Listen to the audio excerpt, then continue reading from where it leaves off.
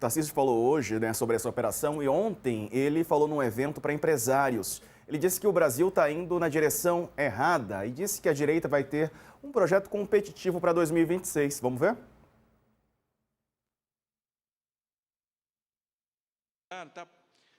Esse campo vai apresentar um projeto para o Brasil, em cima destes pilares, daqueles pilares que são importantes. O pilar da desburocratização, da desindexação, da desvinculação, um pilar liberal, um pilar conservador, porque a sociedade brasileira é conservadora, um pilar que privilegie o trabalho, privilegie, né, a emancipação, né, o empreendedorismo, e a gente mexa nas balizas que a gente precisa mexer para trazer esse capital que está aí, porque o Brasil hoje fica brigando por um pouquinho de capital assim, e tem um excesso de liquidez ali, procurando um destino, e a gente pode trazer esse excesso de liquidez para cá.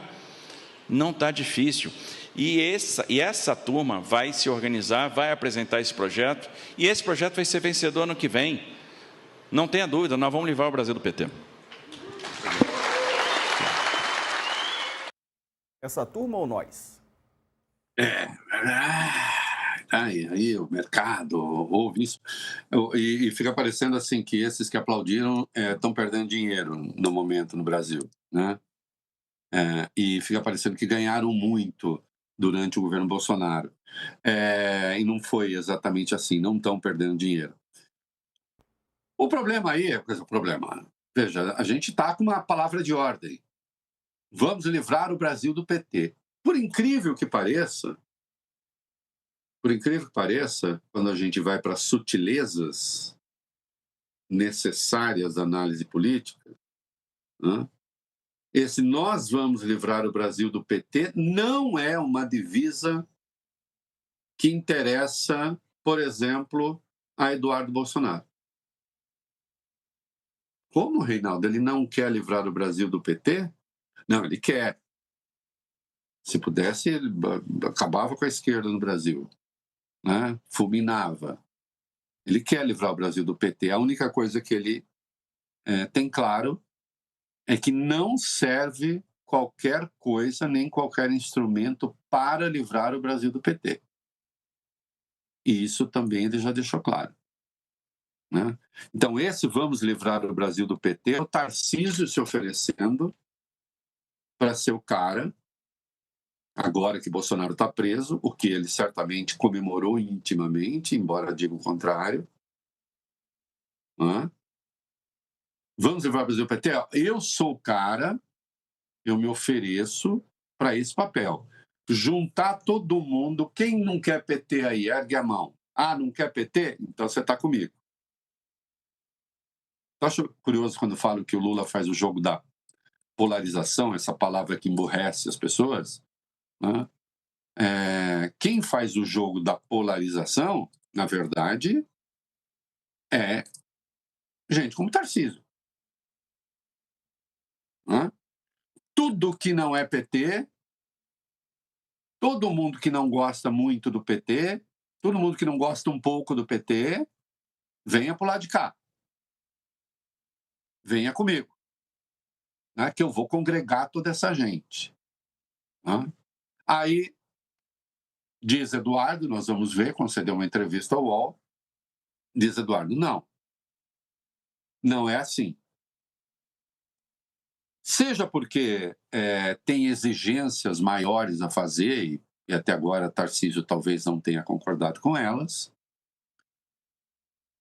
seja porque existe uma questão que é de natureza lógica, né? Bolsonaro está morto como personagem que disputa a eleição, mas não o bolsonarismo, né? Os candidatos da direita hoje, eles têm elegibilidade, mas não têm os votos. O Bolsonaro tem os votos, mas não tem elegibilidade.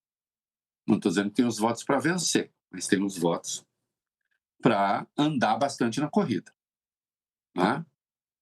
Então, evidentemente, o Tarcísio usa a prisão de Bolsonaro para esquentar a própria candidatura E não diz ali, ele fala, olha, tem tanto capital andando por aí, por que que ele não vem para o Brasil? Mas quem disse que ele não vem para o Brasil? Está vindo. Que história é essa de que não vem para o Brasil? Esse homem com tantas respostas a dar, teve que comportamento no caso das tarifas? Esse gênio da raça da administração fez exatamente o que com a Sabesp? Como é que foi a privatização da Sabesp? Como se aposta que ele vai querer privatizar a Petrobras também? Como se aposta que ele vai querer, enfim, privatizar outros bens públicos? Vai ser pelo mesmo modelo? Né? Ele já se comprometeu em dar a graça para o Bolsonaro, que ele sabe que não passa no Supremo. Então ele está prometendo que é uma crise institucional? Né? Essa gente sempre fala, precisamos de mais eficiência do Estado, precisamos rever. Eu gosto quando falo de desindexação.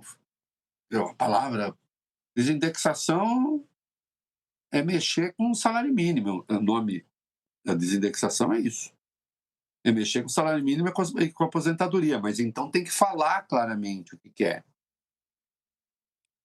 Né? Houve agora um embate recente sobre segurança pública. Nós vimos o lado que Tarcísio assumiu. E foi o lado do morticínio. E foi o lado de considerar as organizações criminosas, as facções, organizações terroristas. Imagina a loucura que não seria isso.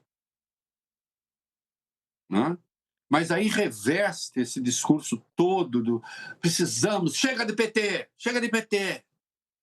né? Que é um investimento no preconceito que o bolsonarismo e na crispação ideológica que o bolsonarismo representa. E, sem dúvida, tem milhões de votos com essa conversa. Né? Então, o Bolsonaro preso, o Tarcísio se apresenta para ser o homem que vai dar continuidade a essa mesma política, esse mesmo entendimento. Né? A questão é que ele não consegue convencer alguns setores ultra-radicalizados do bolsonarismo, né, de que ele é um deles, e olhe que ele fala barbaridades, mas parece que falta ali a questão do sangue, né? Falta ali que ele seja um deles, falta o traço da aristocracia bolsonarista. E aí temos o Eduardo dizendo, não serve, não é assim, não pode ser assim. Né? Se vai ser assim ou não, aí vamos ver. De qualquer modo, o Eduardo falou com o UOL, né? E acho que tem algumas coisas aí que a gente precisa dar destaque. Vamos ver então o que ele disse em entrevista ao UOL aqui para Letícia Casado. Veja aí. Então, se o Tarcísio for este candidato, a gente vai acabar falando sim de Tarcísio de Freitas. Né? Agora, não venham querer pintar o Tarcísio como uma pessoa de direita, porque ele não é. O Tarcísio ele é um tecnocrata de centro, né, que no cenário político ele acha que ainda há margem para o diálogo com o Moraes. Né? Eu acho até que ele enxerga pessoas como eu, né, aquelas pessoas radicais, que ele quer se ver, né, afastado, e ele também acha que tem os votos da direita de maneira cativa. Isso é um problema, porque achando, não especificamente Tarcísio, mas no entorno dele, né, crendo que os votos da direita estão garantidos, ele tenta agradar o centro e a esquerda. E isso daí é uma estratégia errada. Falando a verdade, a gente vai cada vez mais tirar pessoas das trevas da esquerda, ou mesmo do centro, e trazê-las para a direita. Foi isso que Bolsonaro fez em 2018. E a gente tem que continuar fazendo isso para impedir o retorno dessa esquerda à cena do crime. Veja só, É óbvio que, do ponto de vista da estratégia eleitoral, presta atenção aqui, é claro que a estratégia eleitoral do Tarcísio é mais eficaz. Se o objetivo é ganhar a eleição, a estratégia do Tarcísio é mais eficaz do que a do Eduardo. A do Eduardo contempla a derrota. Contempla, para o vocábulo ficar ainda mais claro. A do Eduardo conta com a possibilidade da derrota também. A derrota, na perspectiva do Eduardo, ela pode ser uma vitória. A vitória da integridade ideológica segundo os valores dele. Uma vitória com Tarcísio pode ser uma derrota, segundo os valores, esses valores de que ele falou. Porque note que ele diz, o Tarcísio conta com os votos garantidos do bolsonarismo, se candidato for, e ele conta ganhar a eleição, fazer a balança pender, porque, vamos lá, digamos, petismo que não abre mão, ou pensamento democrático, progressista, o que nome queira dar. Não, Bolsonaro não, de jeito nenhum, e acabou. Bolsonarismo, uma parte, não, Lula de jeito nenhum, de jeito nenhum. Pode ficar uma tensão ali? Tá bom. Então, quem desempata? Aí, diz ele, o Tarcísio busca o apoio do centro, o Tarcísio busca o apoio... Aí diz, isso não serve, porque essas pessoas que estão no centro, segundo Eduardo, ainda estão nas trevas. Elas precisam se libertar, elas precisam se iluminar. Né? E ele se oferece, obviamente, para ser esse espaço da iluminação.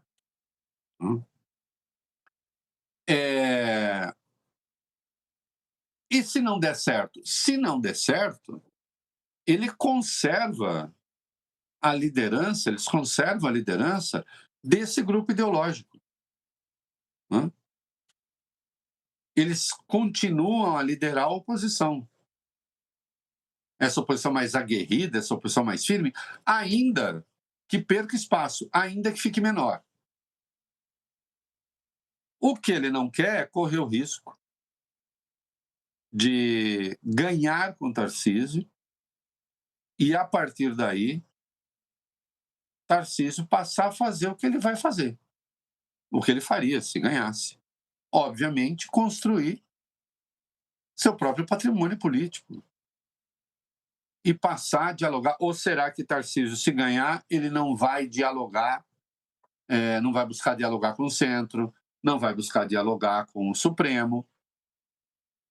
Acho que vai. Ah, não, mas ele vai oferecer, ele vai dar um indulto para Bolsonaro e para os golpistas. Digamos que ele dê indulto para Bolsonaro e para golpistas e o Supremo diga que não vale. Você deve se lembrar de uma entrevista que o Flávio deu para a Folha, não? Ele disse, bom, se o candidato der o indulto e o Supremo não aceitar, qual foi a recomendação do Flávio? Que o presidente atropelasse o Supremo. Né? Ele falou isso com todas as letras. Tarcísio faria isso? Bom, eu quero crer que não chegasse a tanto, mas eu não sei quais garantias eles querem arrancar do Tarcísio agora. Né? O fato é que ele sente que elas não foram dadas ainda, não suficientemente. E, na verdade, ele não enxerga uma transição, ele não enxerga um movimento orgânico da família para o Tarcísio. Ele trata o Tarcísio como um agregado que não tem o mesmo grau de pureza. Os Bolsonaro, afinal, se constituíram como uma espécie de aristocracia brasileira, por mais estranho que isso seja. Né? Por mais que isso ofenda a etimologia da palavra, a verdade é que é isso. Né? É uma família que vive da política. Ninguém ali nunca trabalhou no setor privado. Eles vivem da política. O Bolsonaro sai do exército para a política, lança todos os filhos na política. Né? Uma breve passagem do Flávio para o setor privado, não deu certo. Outra, tentaram lançar perfume, tentaram lançar camiseta, tentaram lançar capacete. Eles não entendem nada de demanda, de oferta, de coisa nenhuma. Eles sabem viver de dinheiro público, só. Michele Casa vira também uma agente pública, na prática, porque vive com dinheiro do partido, que é dinheiro público, na origem. Dinheiro dos partidos, na origem, dinheiro público. Então, eles se constituíram, eles são essa aristocracia, e ele não vê o Tarcísio como pertencente a esse grupo, originalmente, não é mesmo. Até porque o Tarcísio fez carreira no governo Dilma, também como servidor público. É outro, que também não foi testado na iniciativa privada. Toda essa gente que ama a iniciativa privada nunca foi testada na iniciativa privada. Parece que eles têm um certo amor por desmontar o Estado, mas eles mesmos, na sua vida, testados, ganham dinheiro público o tempo inteiro. E aí ele não quer o Tarcísio ainda. Esse acordo não está feito. O Tarcísio está doido para fazer. Há quem diga, eu já ouvi, que o Eduardo está enganando todo mundo e que o acordo com o Tarcísio já foi feito. Tanto é que o Tarcísio já emagreceu, já deu um jeito, o rosto já passou ali por algum procedimento, já mudou a roupa, já está mais jovial. Daqui a pouco ele até vai sambar um pouco, enfim, para mostrar que ele é do povo. Mas eu realmente não acredito que tenha sido feito ainda. Acho que não se fez. Acho que a restrição do Flávio, por mais que ela possa parecer absurda do ponto de vista da eficácia, é uma restrição real no universo dele, e acho que ela é lógica do ponto de vista do modo como ele vê a política. De fato, o movimento que ganhou, que mesmerizou o Brasil durante um tempo e tal, ele tem um grau de pureza, digamos assim, que o Tarcísio, por mais reacionário que seja, ele é muito reacionário, mas ainda não é aquilo que o Eduardo vislumbra. E aí ele não quer. E até agora ele não concordou. Vai acabar concordando? Não sei. O Bolsonaro encana ajuda bastante Tarcísio. Isso sem dúvida. Que deixou claro para o Centrão, alguma coisa tem de ser feita, e tem de ser feita logo. Rogério Marinho é a cara mais empenhado em fazer essa passagem. E aí o Eduardo disse também na entrevista que o irmão dele, o senador Flávio Bolsonaro, está mais preparado do que a ex-primeira-dama, Michele, para concorrer à presidência em 2026. Veja aí. Esse assunto, Letícia, a gente tem que debater internamente. Por que eu faço uma preferência pelo Flávio? Porque o Flávio já é uma pessoa conhecida, é um perfil mais articulador, que lida bem com várias pessoas do centro, então ele tem trânsito, ele é uma pessoa mais afeita até a questão do diálogo mesmo. Então, eu acho que ele tem uma capacidade já demonstrada, já testada. Não é que a Michele não tenha, mas a Michele ainda falta ali um componente no escrutínio público de ter um mandato.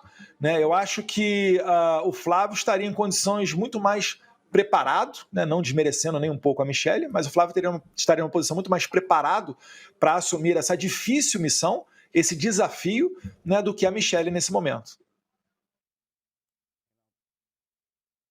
A gente poderia falar que aí a gente já está no universo do conto infantil, que é o negócio meio da gata borralheira e a madrasta, mas não é isso. É evidente que o Flávio tem mais traquejo político do que a Michele. Mas também não é só isso. A Michele é a candidata dos sonhos do Valdemar Costa Neto. Primeiro, porque tem mais proximidade. Segundo, porque ela carrega o nome Bolsonaro, mas, ao mesmo tempo, o Valdemar acredita que o que vem pela frente é um espaço de autonomia em relação ao Bolsonaro pai. A relação com os filhos hoje está pacificada, se você entender que a paz é a ausência de guerra, né? Não é exatamente uma relação tranquila. Na reunião do PL recente, houve ali, num dado momento, um curto-circuito entre o Flávio e Michele, né? Eles não têm a melhor impressão do modo como a Michele se relaciona com o próprio pai. Todo mundo sabe disso, né? No dia da crise, a Michele estava no Ceará, no dia da solda, né?